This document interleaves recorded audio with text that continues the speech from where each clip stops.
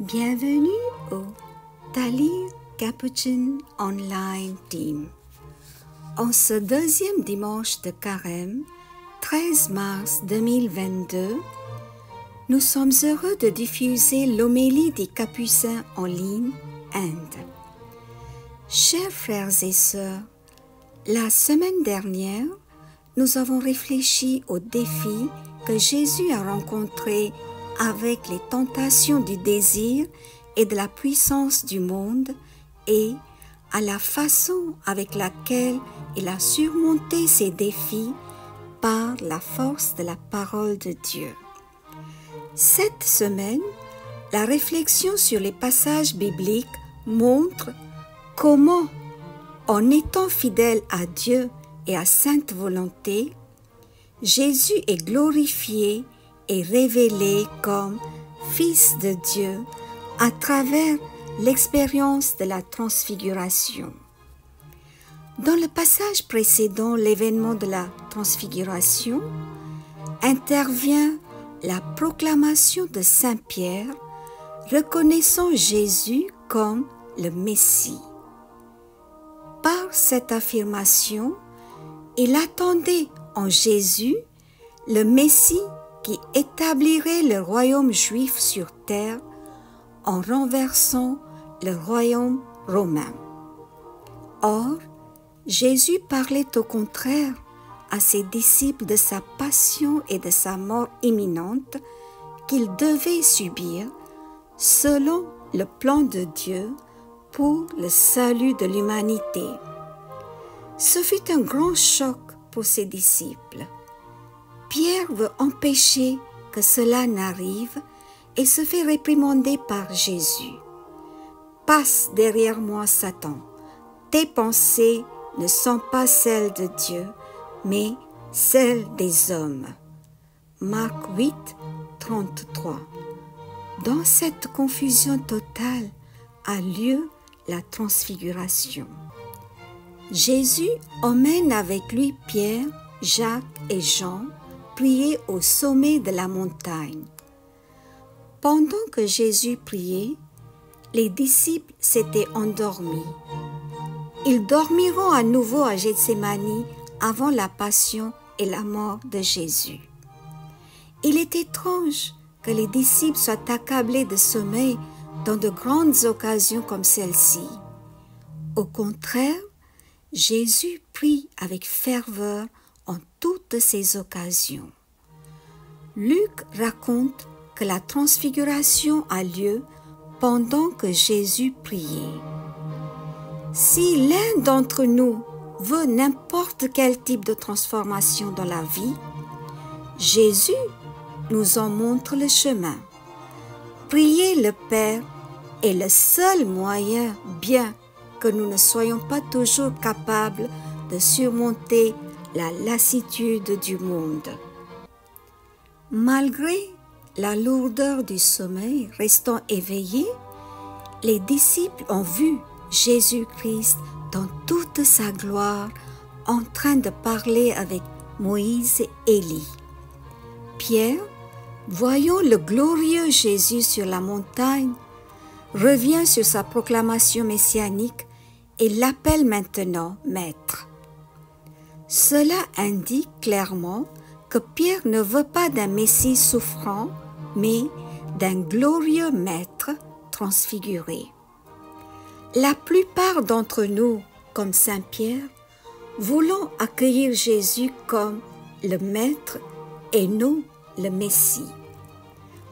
À ce moment vient l'affirmation assurant la foi du Père céleste. Celui-ci est mon Fils, celui que j'ai choisi, écoutez-le. La même voix du Père qui a parlé directement à Jésus lors de son baptême au Jourdain. Et après la manifestation du Père par la voix, Jésus s'est retrouvé seul. Au lieu d'écouter Pierre qui a proposé de faire 3 tentes pour qu'il puisse toujours vivre dans la gloire, Jésus les conduit dans la plaine, car leur travail n'était pas de prier au sommet de la montagne, mais de travailler dans les bidonvilles et les rues pour les nécessiteux et les pauvres. Dans la première lecture, Abraham reçoit la transfiguration comme l'assurance de la foi. Alors, il n'a pas eu de fils à lui, que sa descendance sera innombrable comme les étoiles du ciel. Les Écritures disent qu'il croyait dans la parole de Dieu. Dieu a tenu compte de sa foi et a fait une alliance, l'assurant de sa présence et de sa bienveillance. Pouvons-nous croire en la présence rassurante de Dieu qui dirige notre vie? Qu'est-ce qui nous empêche d'avoir une telle foi? Dans la deuxième lecture de la lettre aux Philippiens, Saint Paul nous exhorte à rester fermes dans notre foi et à ne pas être scandalisés par la croix de Jésus. La croix est notre victoire, notre gloire et notre salut. Le message principal de la transfiguration culmine en nous, demandant à tous d'écouter. C'est l'invitation de Dieu à nous tous en ce temps de carême. Toute transformation dans notre vie ne peut avoir lieu que lorsque nous écoutons Jésus. Écoutons tout ce qu'il nous invite à être et à faire. C'est très difficile parce que notre attente est surtout contraire à la promesse de Jésus. Cela signifie surtout d'écouter ces paroles qui ont causé tant de difficultés à Pierre et à ses compagnons et de les intégrer dans notre propre vision de la vie. Cela signifie avoir une confiance totale dans la marche sur le chemin de la croix. Oui, la croix est le chemin de la victoire, un chemin pour le vrai bonheur et la paix. Réfléchissons. Numéro 1. Comme Dieu le Père appelait Jésus son Fils bien-aimé, il nous appelle aussi fils et filles bien-aimés. Sommes-nous conscients que nous sommes fils ou filles bien-aimés du Père? Portons-nous dignement ce titre? Vivons-nous en tant que fils ou filles bien-aimés du même Père? Numéro 2. Avons-nous peur des expériences terrifiantes dans la vie?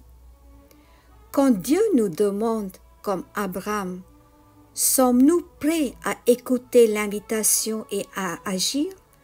Ne crains pas, Abraham, c'est moi ton bouclier.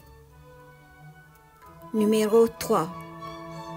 Oserons-nous l'écouter, prendre notre croix et suivre notre Messie crucifié et ressuscité? Amen.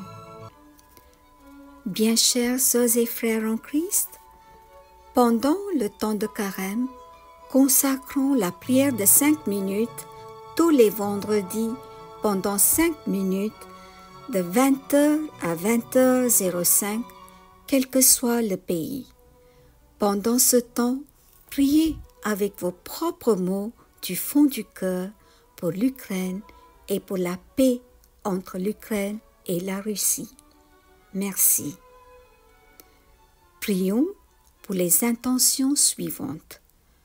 Confions-les au Seigneur par l'intercession de la Vierge Marie. Prions pour les auditeurs de ce message. Avec le pape François, prions pour la défense de la vie par la prière et l'engagement social. Prions pour les Ukrainiens et pour tous les bénévoles qui œuvrent auprès d'eux. Prions pour la Russie et les pays en guerre afin que la paix s'installe. Prions pour les malades et ceux qui sont hospitalisés. Prions pour nos aînés et ceux qui souffrent d'Alzheimer, de Parkinson, du cancer, de maladies chroniques, d'une lourde pathologie et pour les cardiaques. Prions pour la guérison de Rose Lys. Prions pour les agonisants et les mourants. Prions pour les victimes de la guerre en Ukraine. Prions pour le repos de l'âme de Madame Jocelyne Savary, décédée le 8 mars. Le 18 mars, prions pour le repos de l'âme de Madame Aliette. Prions pour les membres de nos familles et les amis qui ont rejoint la maison du Père, pour tous les défunts de cette semaine et pour les âmes du purgatoire. Que par la miséricorde de Dieu, les âmes des fidèles trépassés reposent en paix. Ainsi soit-il. Prions ensemble. Père très aimant, aide-nous à croire fermement que tu es notre Père et que nous sommes tes fils et tes filles bien-aimés. Merci de nous donner le droit de t'appeler Abba Père. Tu nous aimes comme ton Fils unique Jésus. Tu nous accueilles tels que nous sommes. Nous te rendons grâce, Seigneur, pour ton amour inconditionnel. Seigneur, nous te confions tous nos problèmes de famille, de santé et de travail. Nous te prions, Seigneur Jésus, de nous visiter et de nous transformer par la puissance de l'Esprit Saint. Que les sacrifices, les privations et tous nos efforts de carême soient un chemin vers la gloire de Dieu pour notre transfiguration.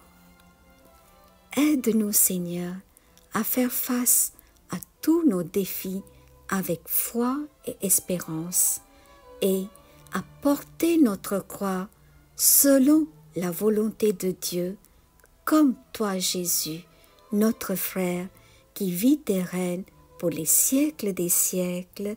Amen. Je vous remercie. Bon carême à tous. Soyez bénis.